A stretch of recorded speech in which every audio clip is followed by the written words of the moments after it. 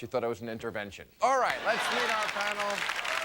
It is our special Coyote Ugly show, so let us meet the people. A talented actress and co-star of The Adventures of Rocky and Bullwinkle. She's the small-town girl who meets the big city in Coyote Ugly. God, that sounds like an award show. In theaters everywhere, Piper Perabo. Yeah, hey. How you doing? Thank you for coming on. I appreciate you. Oh, sure. A star of ER in the movie Payback. God, she was good in that. She owns the bar in Coyote Ugly. Maria Bello is right over here. Hey, you. How you doing? Nice to meet you. And one of the most successful movie producers of all time, from Flashdance and Top Gun. This is his latest. He's a mega. Mr. Jerry Bruckheimer is right over here. Jerry, good pleasure to have you here. Thank you. And finally, one of the shining lights of country music. She released a recording of her early years at the ripe old age of 12. And now she is featured on the Coyote Ugly soundtrack right here. LeAnn Rimes, ladies and gentlemen. Hi, young lady. Nice to have you here. All right. What do you have? Do you have a magazine in case it gets boring? Yeah, oh, yeah. I do, actually. Bring a book. Same on your honeymoon.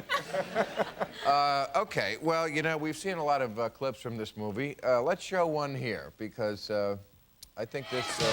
yeah, everybody wants to see this. Okay. Thanks. I got it on sale now. Oh, hello. There you are, getting ready for battle. Okay. Now, we've all been seeing these for about 3 weeks, these clips coming on about the movie, and what I was very surprised about was that it opened with, I think, 55% female audience. Were you surprised at that? Because that was very... It looks like, when you see the trailers, that this is going to be a guy movie. It's a bunch of chicks on the bar taking their clothes off.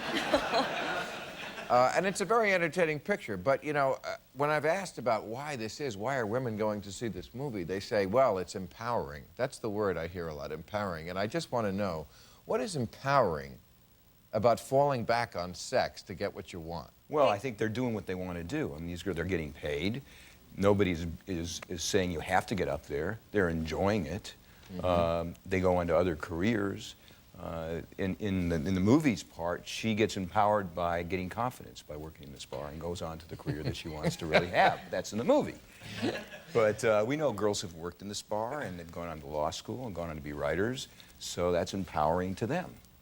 I think for me too, when I did the movie and looking at it now, Maria's character seems to hire women who are already powerful. I mean, Tyra Banks is in the movie and plays a law student, so it's women who... You know, you need to have powerful women already to run such a raucous place, and it doesn't hurt that they're good looking. But you're not powerful when you get there. I know it. Well, in the scene where she hires me... She just ripped your shirt off. Yeah, How powerful is that? I kind of raised the bar for her empowerment. And I think that the word has been thrown around much in regard to this movie. And I think mostly that is because in older generation, it's such an archaic idea that we can't be sexual beings or dress sexual and be a strong, empowered, feminist woman. That's not the point. That is the point. You're all switching it around. You are. Why? Say, why? Because, you know, to call it a water dance is, you know, it's still a wet T-shirt contest. Let's get real. There's no contest. It's a wet T-shirt, but it's not a contest. But go ahead. I mean, it reminded me of the Republican convention. The platform is different than the picture. You know, the platform is about empowerment. The picture is, you know, this. And I just think, you know,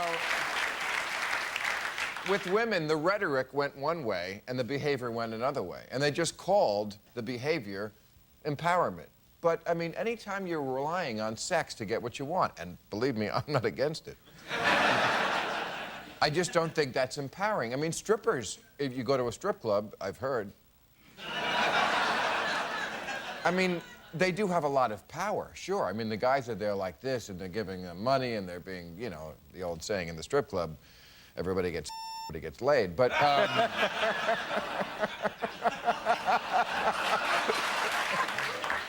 that's not really power, is it? I mean, that's not really power. Well, power is about choice.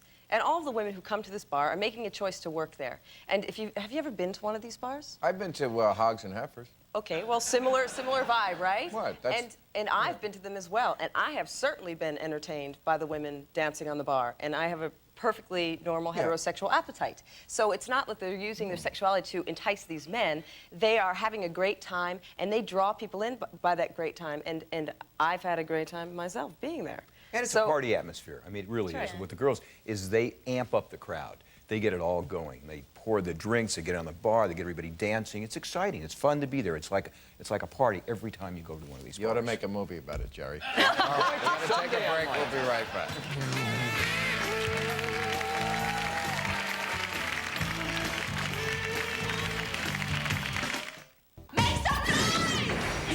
Coyote Ugly rocks. It's sexy and totally hot. Thumbs up. Coyote Ugly. Rated PG-13. Now playing. Well, I'm packing up my game and I'ma head out west. Where real women call me quick with scripts and fake press. Find a nest in the hills, chill like Flint. Buy a new drop top, find a spot to pimp. Then I'ma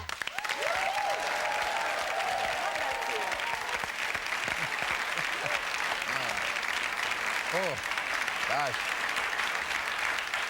I feel empowered. I don't know about you. But I guess the lesson of this movie, one of them is that good-looking women can get men to do anything. Which I think, about. yeah, just about. And I think they should teach that in school. And no, I'm not. I am actually serious about this. You're probably closer to school than any. How old are you now? I am almost 18. Almost. Are you serious? Yes, in a few days. You're 17? Yes. Oh my I am. God. She could be my daughter. Oh no. Yeah. Okay. So you must have been in health class recently. Yes, recently, a few years ago. Okay, I absolutely think that what they should tell girls in health class that day, we all remember that day where the boys have to leave the room, Yep. and they teach you about, you know, menstruation and whatever they teach you, we don't want to know. I think what they should really tell you about is the power that your looks are starting to give you over men. Because nobody ever probably takes you aside and tells you that. And we see images of very young girls wielding this power. Can kids really understand that at that young of an age? I mean, I think it's That's- something that you learn as time goes on in school. I remember, you know, guys, when you were younger, they would be so standoffish. They didn't care about girls. But, you know, as soon as you hit like sixth and seventh grade, you know, guys would always, you know, slap you on the butt or go by and, you know, say like different things. Yeah, absolutely. I mean, it definitely happens very young in this day and time. But, you know, kids learning about sex. But I don't know if you really they understand the empowerment that the girls are going to have over guys at that young of an age. And that's what they should be told. Well, but that's something they should learn Somebody maybe should- from their parents, not from someone, I not from disagree. school. It's hard. I completely disagree because Really? I think a girl knows from the time she's 2 or 3 years old that a smile and a wink at her father will get her what she wants. Well, yeah, No, definitely. absolutely. We're not talking about sexuality. We're talking about getting what you want. That is so